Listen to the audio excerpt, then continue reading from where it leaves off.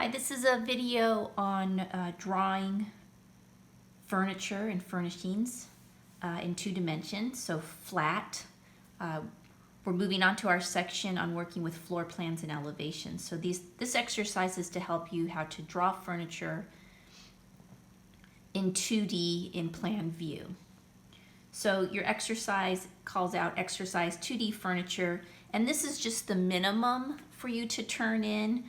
You're welcome to go through the entire packet that's posted online if you'd like to try, a variety of different chair styles, furniture styles, etc. So previously we looked at drawing to scale, and we used what was called grid scaling, where we decided that for every space between the dot was either representing a 1/4 inch or a 1/2 inch scale. So we decided last time that one space represented a 1/4 inch, and if you did 2 spaces, 2 1/4 inches equal a 1/2 inch scale. So just taking a look at that, and moving from that, let's just look at an actual architectural scale. So here's an actual architectural scale where on each side are different markings indicating the scale.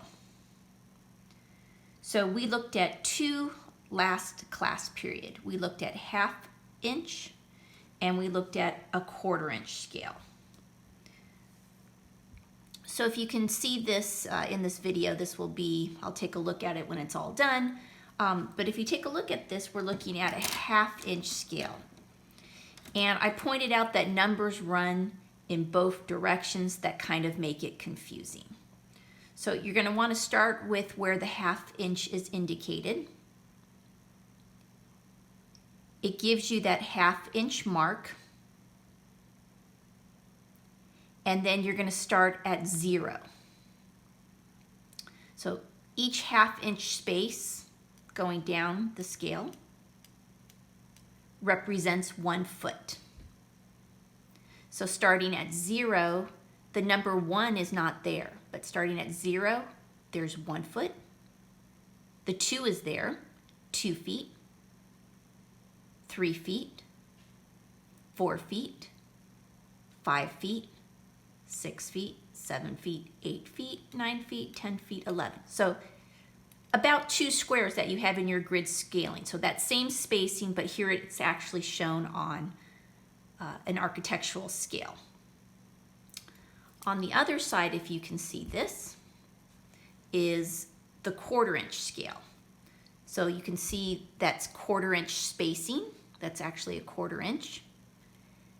And if you start at 0, 0, 1, 2, 3, 4, 5, 6, 7, 8, etc. So again, they don't mark the uneven numbers, 1, 3, 5, etc., but they do show you the even numbers, 0, 2, 4, 6, 8, 10, 12, etc. So just taking a look at your assignment today. Again, I did my best this summer to try to estimate, but just taking a look at this scale. Typically, a chair is about 36 by 36 inch. That's just a standard depth of a chair, 36 inches or 3 feet. And so it's usually 3 feet by 3 feet, or in inches, 36 inches by 36 inches. So if you were to put this against your dots or your scale, you'll see that this is 6 dots across and 6 across down, approximately. Again, I just eyeballed it this summer when I was putting the packet together. So if I'm going to just take my scale and I'm going to find a 1/2 inch scale, and when I put the 0, which you can't see, when I put the 0 to the edge, it's about 1, 2, 3 feet, a little bigger, but 1, 2, 3 feet across. It's actually 3 feet, like 4 inches. So this is about a 40 inch square as it's drawn in your handout. If you take a look at the wood underneath, if you take the 1/2 inch scale, just do this because it's a good exercise. Again, a little off, but it's 1, 2, 3, 4 feet across. And it's 1 foot 3 inches, so 15 inches. So this is representing approximately a 1/2 inch scale. Now, just take a look at the bed compared to the chair. So if you were actually looking down at a floor plan, you can quickly see that that's not in a 1/2 inch scale. So instead, this is drawn at a 1/4 inch scale. So if you wanted to look at that against your grid, that should be about 1 square, or on your scale, a 1/4 inch across, using the 1/4 inch scale. So you can even quickly take a look at that. If this was all on the floor plans together, this is way too small compared to the chair and the tables. So I'm going to draw it for you. I'm going to draw it at a 1/2 inch scale, which should be double this size, which is over here. So moving on to from scale to actually reminding ourselves, how to draw again and how this should look in plan. So before you start any drawing with markers or with pencils, I always encourage to have an extra piece of paper nearby where you can look at, just take a quick look at the pens that you have. So I'm going to start with my 2 favorite, which is the Papermate Flair and the Sharpie Ultrafine. So maybe you just want to start drawing some lines. There's my Papermate Flair. And then here's the Sharpie Ultrafine. So that I have 2 different line weights.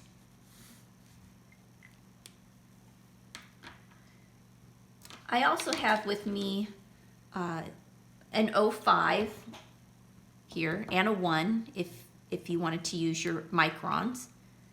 But then I also found in my pen set an 03. So if you wanted to make some finer details, this is maybe even a little finer.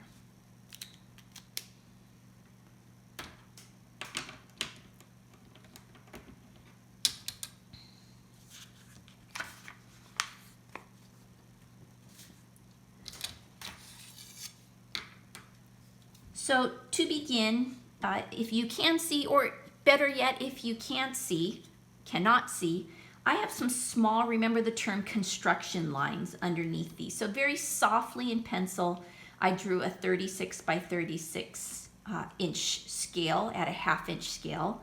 And then I did some very soft construction lines under all of these. So feel free to do that. That's completely appropriate, and then when you scan those almost go away.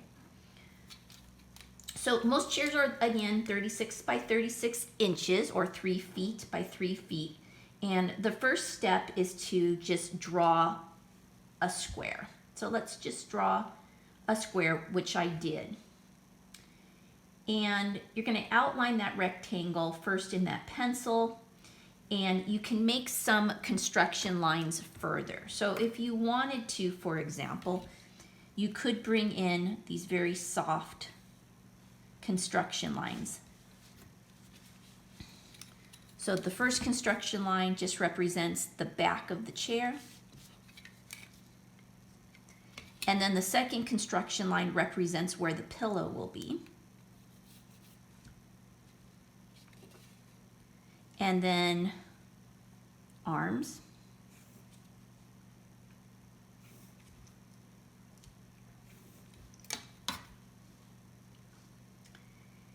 And then your pillows. So this is your pillow's going to fit within that nice rectangle back there. So there's my construction line. So eventually, as you grow as a designer and as an illustrator, you can just feel comfortable directly doing these with pen, but to start, it's nice to have these under drawings. So as a reminder, it's nice to work with a straight edge. You do not have to. You can just, some of you are developing a really nice style of little squiggle lines. Those look really good.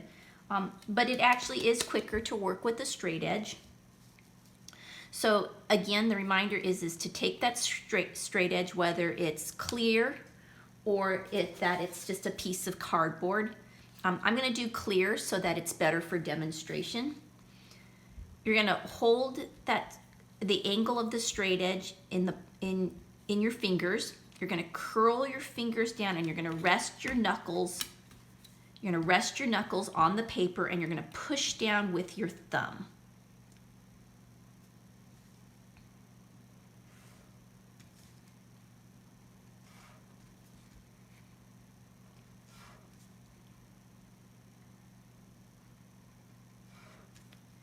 And just as a reminder, it's easier to rotate your paper than to rotate your body. So I'm rotating the paper here.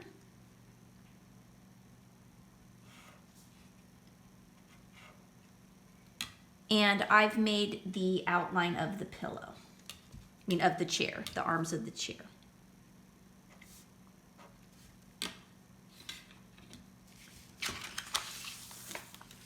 So next I'm going to put in a cushion. That could just be simply a straight line across, or if you wanted to, it could have a slight curve. We're drawing in that pillow in the back. And so now you can see the general shape of the pillow. So if you're looking down in plan view, you'll see a cushion and there's going to be a seam on that pillow cushion. So that's going to represent a double line, which represents the seam or a welt. Next, you're going to add some shadowing in, and you're going to start by adding some shadow. If this angle of the light's coming this way, then let's just get some lines behind the pillow. And if you wanted to, we have a straight edge, as the illustration says.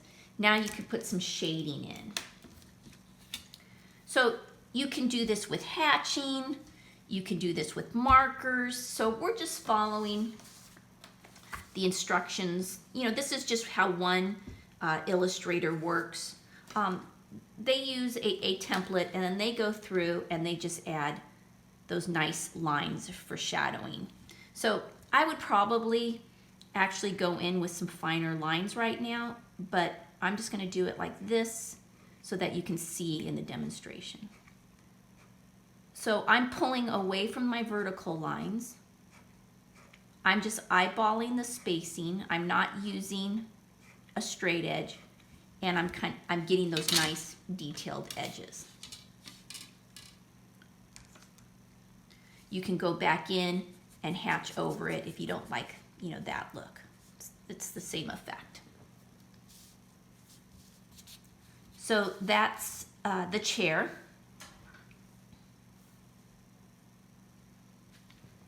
And then the next one is the wood. So these are both looking down at, let's say, an entry table or a sofa table, console table. Those are terms to describe what all of those are. One is in wood and one is in glass. So they're both the same size, they're both a console table, but we're trying to show the different materials.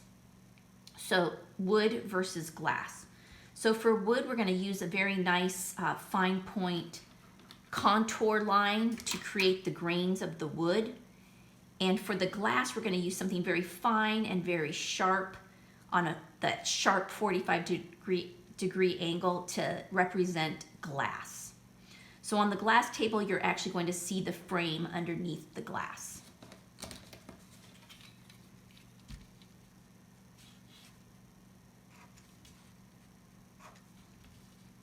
I'm just going to do these quickly and together. Hit, go, hit. Cross over your edges.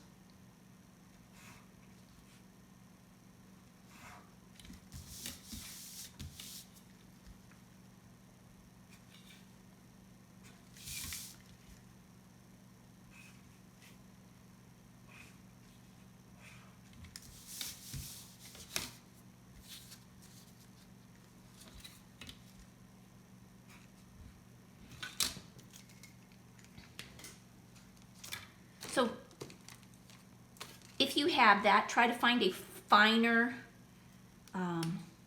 pen and to make those detailing. So it's just like anything else, that punch line, the actual surrounding is a little more defined than what's inside.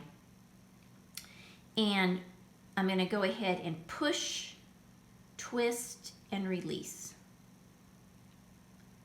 Push, twist, kind of release, and so I have that nice grain variety.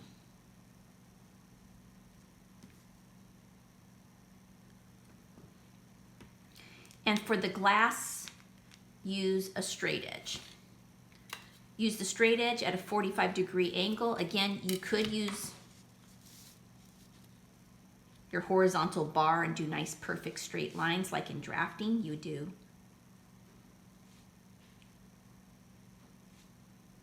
But we're just going to go ahead and practice quick sketching, and it should go edge to edge. You could leave a professional gap, that space, to indicate light hitting the glass and leaving different reflections.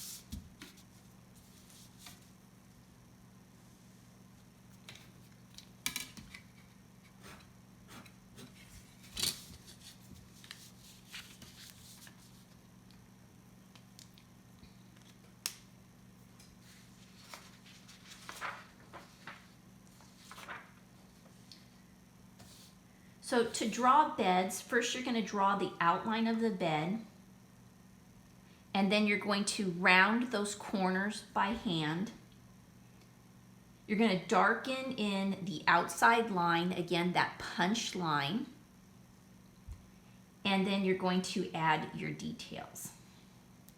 So what you're looking at here is the mattress, what might be the two pillows, two standard pillows or two king pillows, and then the turn down.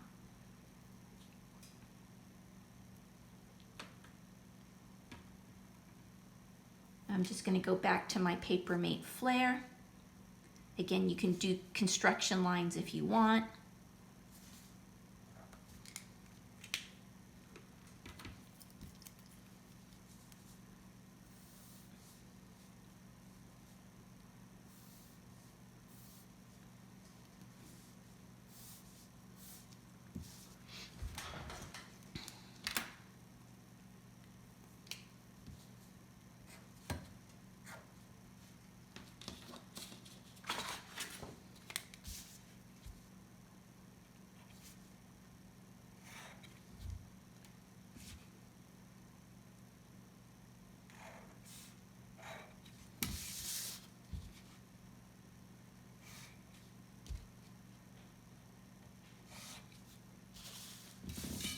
And with a finer pen, go in and add those details.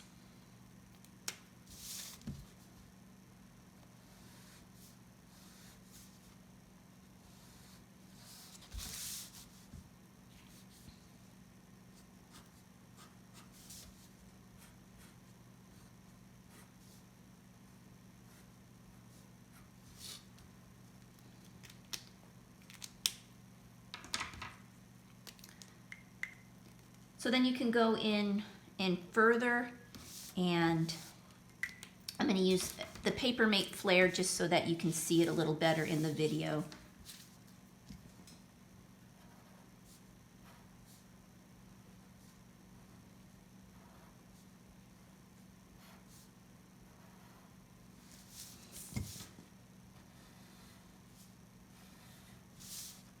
So there's the bed with the turn down. I mean, you could even add maybe a throw at the foot of the bed, maybe some stripes in that turn down of the sheet, etc.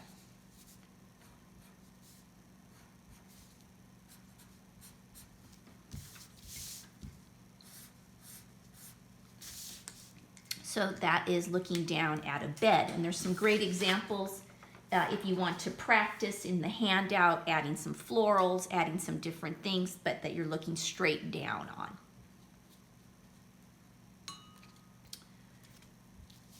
The last I think, really fun exercise is to work with plants.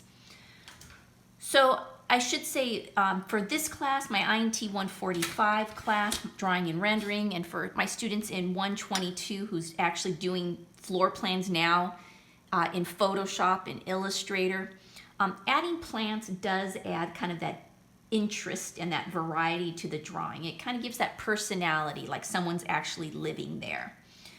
So they're beautiful. What you want to do is you want to make sure that you space these on your floor plan in a sensible way. For example, I was looking at INT 122, which is digital visualization, and someone might put a plant right in the middle of a walkway. So you wouldn't want those, right? They typically go in a corner, for example. So just think about where you would see these in an interior. So they're great, they add personality, and they're really fun. So, you know, how to do these, there's so many different ways to do these.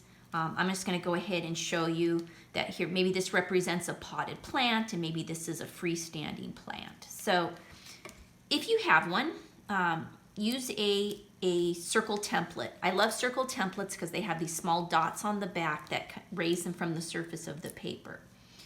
And so the simplest, very simple one is just even to do something like right here in the center, and just maybe just do some quick lines like this. And maybe it's in a little bit of a pot.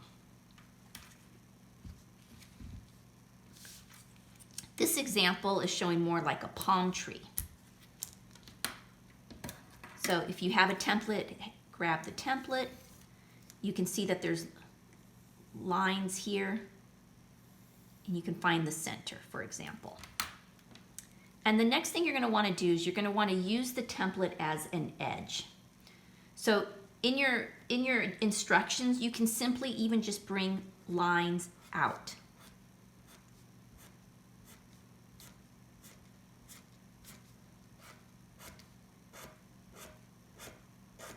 Like the spokes of a wheel.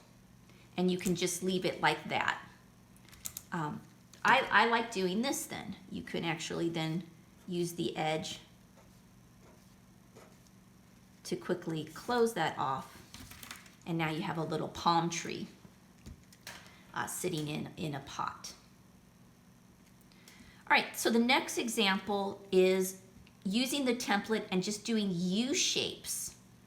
So go ahead and put U shapes around the perimeter of the drawing. So you can do something like this.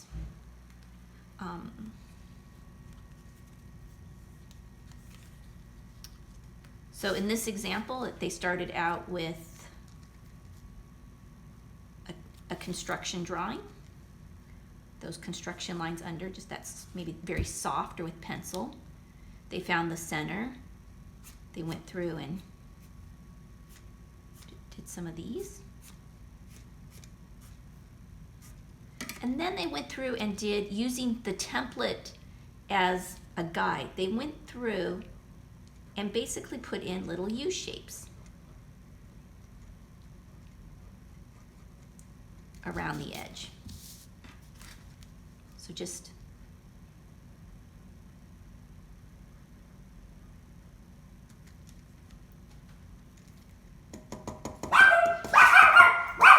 it's neat. I guess no dappling or no dots because it freaks my dog out. All right, how about this one? So this is more of those free-standing, kind of free-form lines. Again, I'm showing you all these in Papermate Flair, so it's easier to see in the video. You can play around with different line weight. So this is more loose, and this is just U's and W's. So practice that, U's and W's. Coming in and out, but still using that template as a guide. Like that. If this is a light source, you can, add some shadowing if you want to your, add some, neat little centers on that. If your style is very graphic, maybe you want to just do something like this around the perimeter.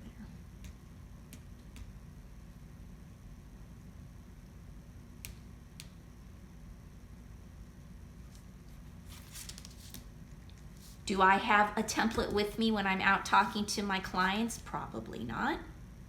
So maybe you just do something a little more free form. Right? If you're out. So take a look at those. The important thing is to, when you place them on your drawing, they shouldn't take away from what's happening in your floor plan, right? They shouldn't all of a sudden be this big plant in the middle of your floor plan that you ignore and you don't notice the furniture, because it really is about the furnishings, and this is the accent, right? So this is the main show. This is the little those little details. So think about the scale and proportion to things. Make sure that they're not too dark on the page. Make sure light sources follow the same light source, and just kind of have fun and do as many of these as you want. There's just a great handout for you to go through, but this is what's required for this activity for this week for furniture.